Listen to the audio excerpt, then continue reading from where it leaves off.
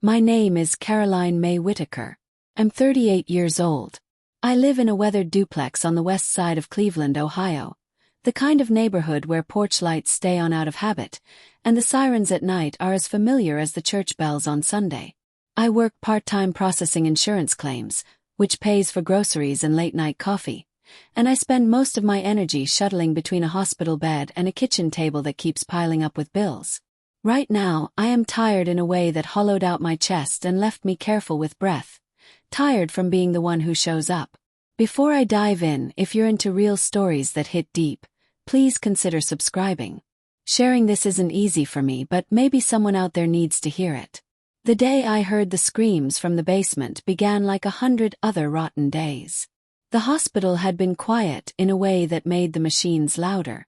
My mother, June Whitaker, had been admitted for a bad fall and complications from her insulin management. Small-town diabetes mixed with a lifetime of avoiding doctors until things broke down. I had spent the morning watching her sleep and listening to the respirator clicks and the tiny, torturous sound of her coughing when she tried to clear her throat. We had a conversation that didn't feel like conversation. "Caroline," she said in that sandpaper voice she gets when she tries to be gentle. "You should go home. You need rest. You always look so tired. Go home." I laughed without humor. "You sound like you're being honest with me, Mom." "I always tell the truth when I need something," she answered. There was a hint of the old edge in her voice, the woman who raised me through loud arguments and softer apologies. After I left the hospital that afternoon, she squeezed my hand and pressed a folded dollar bill into mine like she had when I was 9 and needed bus fare. The nurse told me she was stable, that physical therapy would start tomorrow, and that it might be a while before she could go home. We argued about that too, and I promised to call the house after I got back. The sky had the thin gray of late October. Wind tried to shove leaves down the street like stubborn memories refusing to fall. The walk from the parking lot to my duplex took 9 minutes because I kept replaying the conversation.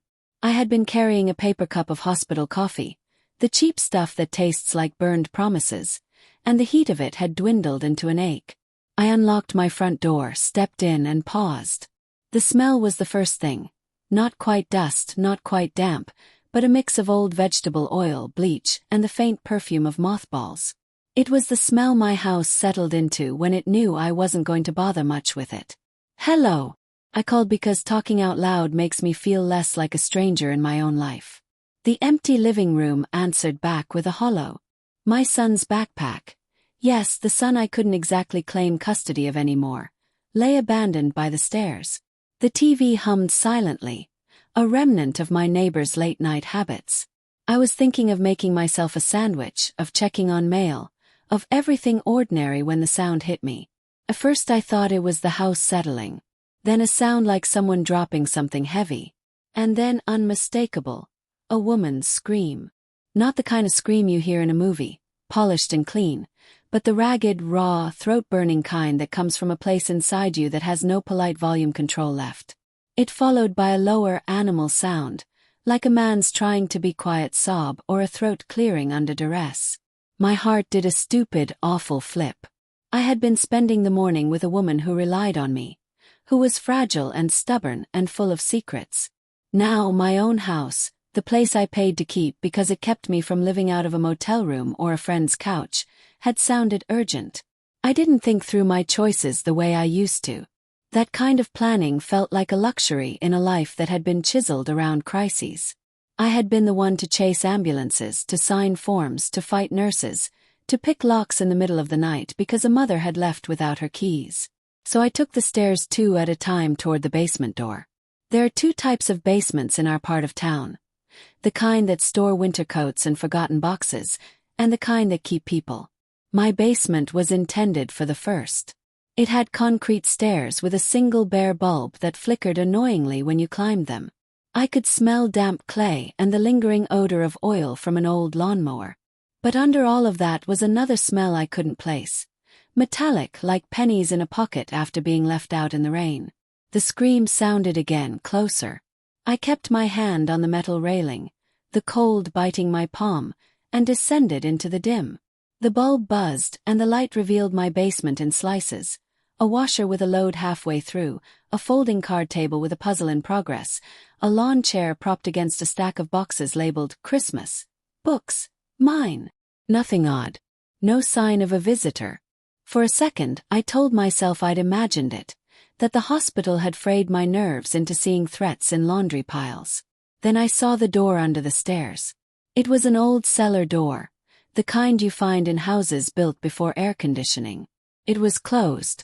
There was the sound of muffled movement behind it, and then a whisper of words I couldn't make out. Not a scream now, but a voice that made the hairs on my arms press up like the first cold of winter. I pressed my ear to the wood. "Caroline," a voice called, thin and strangled. A voice I hadn't expected to hear in my own home. "Please. Please, honey." My name in that tone was a thief. It stole something from me and left behind a map of obligations I had tried so hard to fold into neat squares and hide. My pulse dragged, and I felt suddenly, embarrassingly, incapable of deciding. Has something like this ever happened to you? Feel free to share in the comments. I'm reading everything. I told myself aloud, half a habit, half a prayer. My voice sounded small. "Open the door." The cellar door gave with a soft protest, like a person caught off guard mid-sentence. The smell intensified immediately. Body scent mixed with antiseptic and the sour tang of old food. The light from the basement swung down into a narrow space that had been converted into an extra room at some point. Not finished, just a space with exposed beams and a single bare bulb. But someone had made it into a living nook. An old armchair with a blanket draped over it, a small table with a chipped lamp, a stack of magazines, and in the farther corner, a woman sitting on a mattress on the floor. The woman was June Whittaker, my mother, and at first I didn't recognize her until she blinked, and then it was all memory and present colliding. Her hair was thinner, the gray more silver than the brown I remembered. There were lines etched deep into her face like rivers that had been tracked for decades.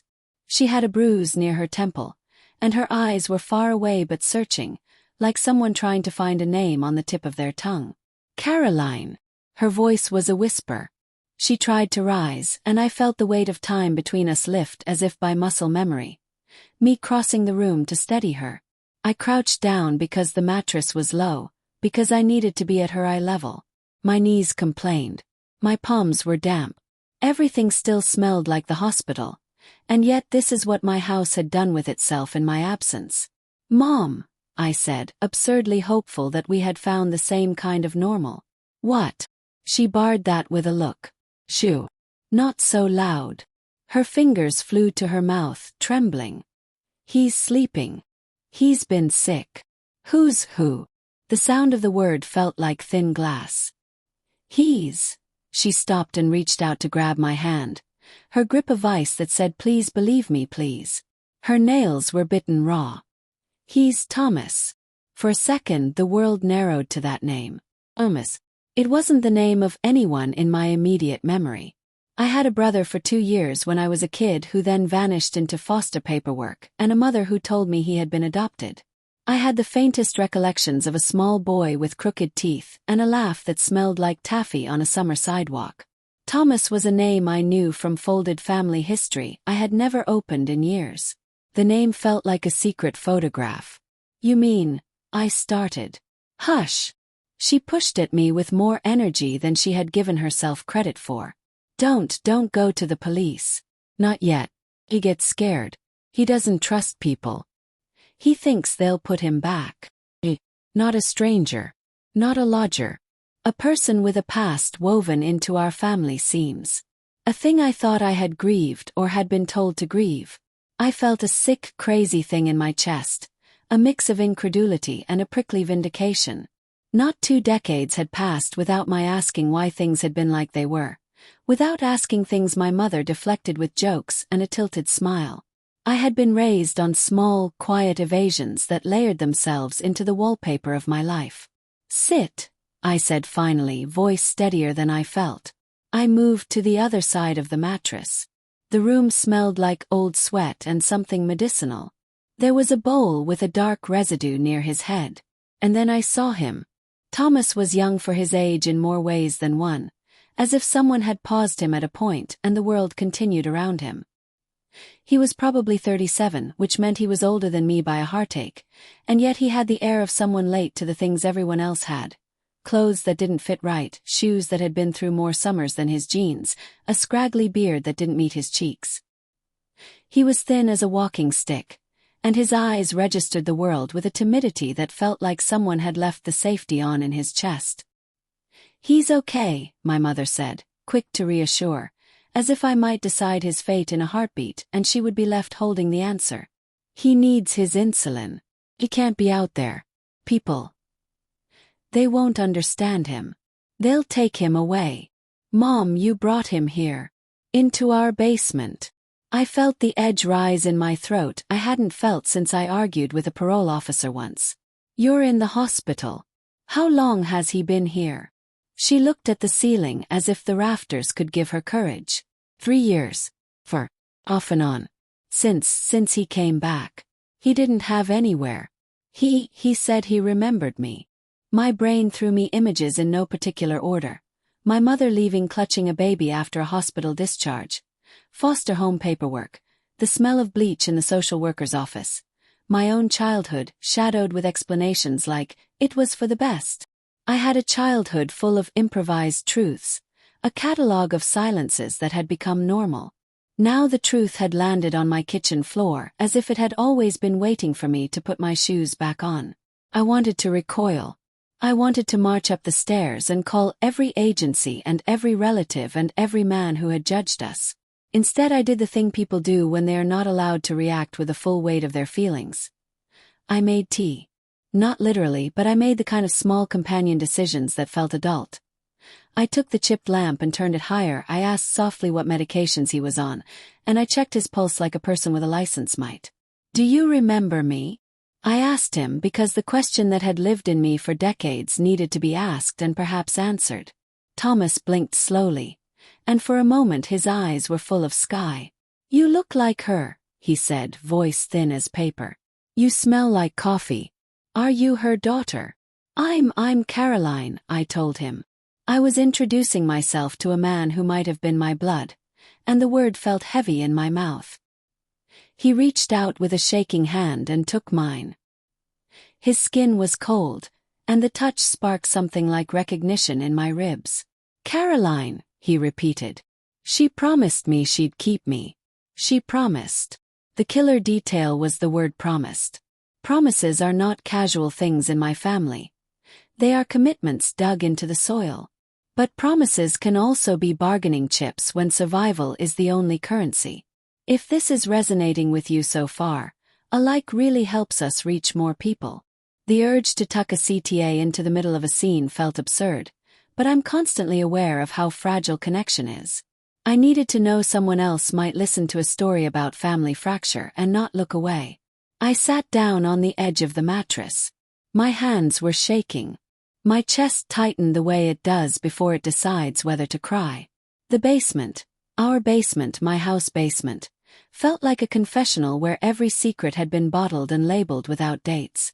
My mother's eyes met mine, and for the first time in a long time, things were simple and terrible. "Why didn't you tell me?"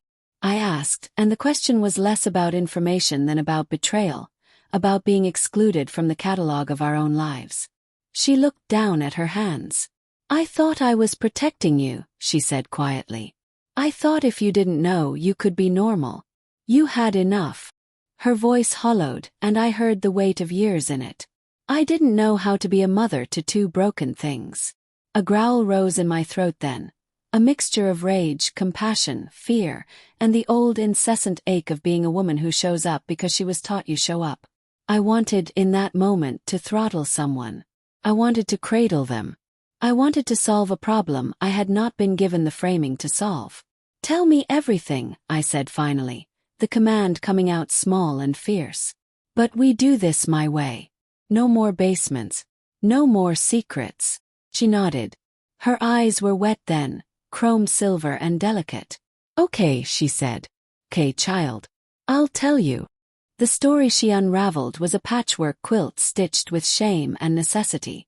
It began predictably with a man named Mark, my father in all but name, who had a way of promising forever and disappearing by morning. June's voice wove the past into the present. The affair, the pregnancy, the hurried adoption arranged through a friendliness that later read like coercion, and a life lived on the edge of not existing at all. Thomas, the son she had given up, or believed she had given up, had come back during a season when everything in her life was unmoored. "He came to the shelter the night we burned the Christmas tree," she said, voice brittle. "I was volunteering. He was 30, he'd lost everything, but he knew my face.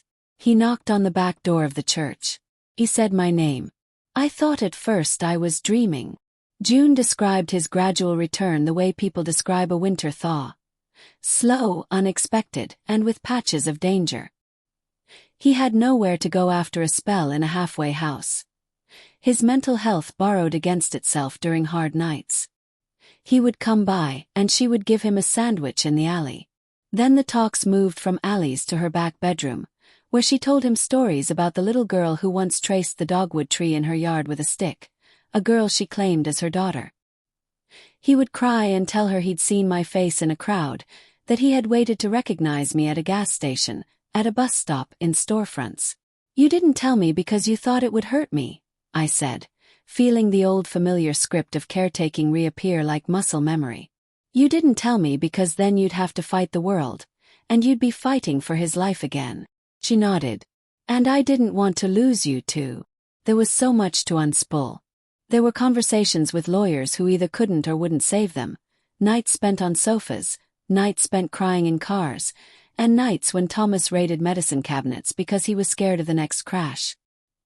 He had become the person whose panic attacks came in the middle of the night and whose insulin management was spotty because the world had never given him a consistent hand. My mother, who had never been consistent herself, found a rhythm she could live with. Safe in the basement, small and separate from the parts of me that still wanted a clean life. "It wasn't confinement at first," June insisted. "He chose the mattress. He liked the quiet. He liked that it was his. But when he got sick," her hands trembled. "When he got sick, I panicked. I couldn't get him proper help. They told me he needed a caseworker, a diagnosis, lots of papers." "What papers?" "He'd been written off years ago." Thomas listened, his jaw clenched, and occasionally he whispered, "I remember," like a child naming each thing in a vocabulary test. He was honest in ways I had forgotten people could be. Blunt as a stone, soft as a blanket. He told me, halting, that the world had always been a place he walked through on tiptoe, afraid he would break something. He told me about foster homes that smelled of bleach and winter coats that didn't fit, and a man in a house who had called himself Reverend and asked too many questions. He refused to go into detail about some things, and I'd learned that disclosure on someone's timetable is also a form of trust. "You can't keep him down here forever," I said, trying to be practical because it was the scaffolding I could grab onto. "You are in the hospital. What happens if something happens to you? What if you can't make those middle-of-the-night decisions?" "My daughter," she said, voice splitting into two. "I was so afraid you'd hate me. I thought I could keep him safe and not ruin what you had, what you'd worked so hard to make. You deserve a life without the shadows." "Mom." My own voice surprised me. It had more softness than I'd expected. "I already live in the shadow of you. I chose to stay sometimes because I thought it would get better. But you can't make choices for two people from a hospital bed." A week passed after that conversation. Someone needed paperwork filled. Someone needed a doctor who would actually listen. Someone needed clean socks and a hamper that wasn't an improvised heap. I began going to the basement each morning like a ritual. I'd bring oatmeal and a thermos of coffee. He liked the oatmeal with a sprinkle of cinnamon despite the fact he complained that sugar made him jittery. I relearned him in small increments. His laugh when he was embarrassed, the exact way his hands folded when he was trying not to cry, the scar on his lip from a childhood fight he couldn't remember the origin of and yet would defend like a story he owned. We tried to get him social services. The first intake meeting read like an exam he had failed in the past. "No fixed address" was a phrase that pushed him to the back of a line that already favored the loud and the polished. The clinic asked for identification that would have required rummaging through boxes of old records my mother didn't have. The social worker, a woman with tight hair and a good pen, sighed more than she wrote and told me, "We need proof of guardianship, proof of prior diagnoses, and someone to agree to be his emergency contact." "That's me," I said. The words folded out like a flag. "I'll be his emergency contact." There is a certain bureaucracy that makes compassion into forms and signatures. We learned the rhythm of it. Call, wait, get referrals, repeat. There were days when Thomas's breaths were shallow and his hands shook, and my mother would sit in that same old chair and take his pulse like a woman who had been trying to measure a storm with her bare hands. There were nights when the house felt like a conspiracy of creaks, and the wind tried to pry secrets loose from the eaves. Sometimes the three of us would sit in the living room and watch bad TV because silence was the national language of the household, and being present was the only version of love our battered hearts knew how to issue. On one Tuesday afternoon, on my way back from picking up paperwork, I found a note tucked under the mailbox lid. It read, "We know. Tell us. This is small town, word gets around." The anonymity of the message had the weight of a shove. I felt the heat of shame rise like a tide. The house was no longer a hermit's cave. It was a town stage, and everyone had a seat. "If this is resonating with you, a like really helps us reach more people," I murmured to myself. The act was almost ritual now. Small tributaries of connection I threw into the river of strangers because it felt less lonely. When the first neighbor came by, a woman from across the street with a casserole and a face that belonged to every neighborhood in America, I nearly closed the door. I didn't know if I could tell her the truth, that the basement had become a haven for a man the town had decided to forget. She put a hand on my arm and said, "Caroline, if there's anything we can do." The truth had teeth, and sometimes the bravest thing is simply to let it bite you and not the people you love. We learned a version of that lesson slowly, through paperwork, through nights of unsaid apologies, and through Thomas learning how to trust a world that had not been kind to him. But the fragility of our progress was always there, a thread that could snap at any moment. The day everything changed felt like it had been planned by some cruel committee. A winter storm rolled through the city, turning streets into glass and making every trip a choreography of caution. The hospital called that morning to say my mother had a temperature spike and they wanted me to come back. I told Thomas to lock the cellar door and keep the phone on. He nodded. He had been practicing these small acts of responsibility, and it made me proud in the way you are proud of someone for learning to tie their shoes after years of being barefoot. I spent the day at the hospital in a loop.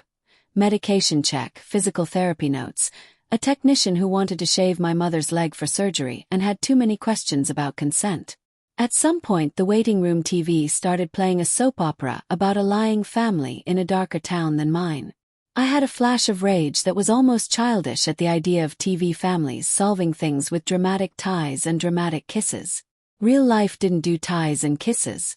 Real life did forms. When I finally left the hospital, the sky was bruised purple. The roads were slick, and the wind clawed at my coat. I thought of Thomas sleeping in the basement mattress, of my mother curled like a question mark back in the house, and I drove faster than I should have because sometimes urgency is a blanket you almost believe. I unlocked the front door, hung my coat on the rack, and for the first time in weeks, allowed myself the thought that maybe, just maybe, we could hold this together. The house was quieter than it had been before. My phone buzzed with a text from a nurse. "Temperature down. Keep an eye on meds."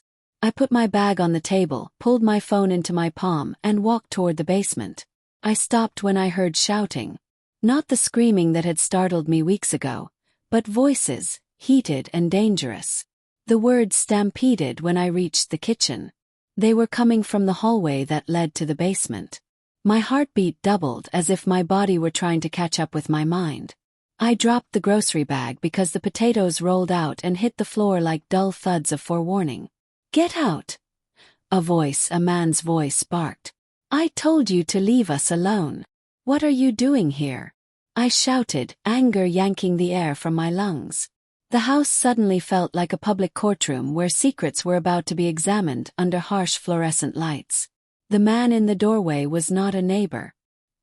He was tall, thick-shouldered, and looked like the kind of man who had spent years carrying boxes and anger in equal measure. He held a beer bottle like a pointer. His jacket was spotted with salt stains from the road. There was a bruise near his eye, and a smell of cigarettes clung to him like a second skin. "This is private property," I said, trying to govern my voice into authority I'd practiced in little moments. "School meetings, angry employees, disappointed lovers. Who are you?" He laughed, a low, cruel sound. "Name's Derek," he said, and that was all. He didn't offer a last name. He kept the beer bottle tight. "Your mother owes me. He fed me once. She slept with me when things were bad. She promised me I'd have a place sometimes." His eyes flicked to the stairs where the basement door hung like a hinge of consequence. My blood ran slow then, like water going down a drain. He wasn't a neighbor. He was a person from my mother's past, a man who had been on the edge of those blurred lines between kindness and taking advantage. He had a claim on my mother in a way I had never allowed anyone. His claim was a kind of violence. "June, don't," I said to the house, to my mother, to my old self. I didn't know whether to be furious or to crawl behind a chair and cry. Derek shoved past me. In that instant, time behaved like molasses, the slow twitch of muscle memory as the ways we protect ourselves kick in. Thomas was at the bottom of the stairs before I saw him. He was not a fighter, not some Hollywood savior, but in that moment he was a wall hurled into the middle of a street. He placed himself between Derek and my mother, his hands open like a plea.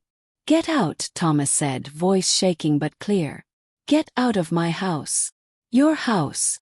Derek sneered, and the word fell with the weight of mockery. "This entire street's got stories, kid. You think you're special because she gave you soup. You think you're better." He shoved Thomas.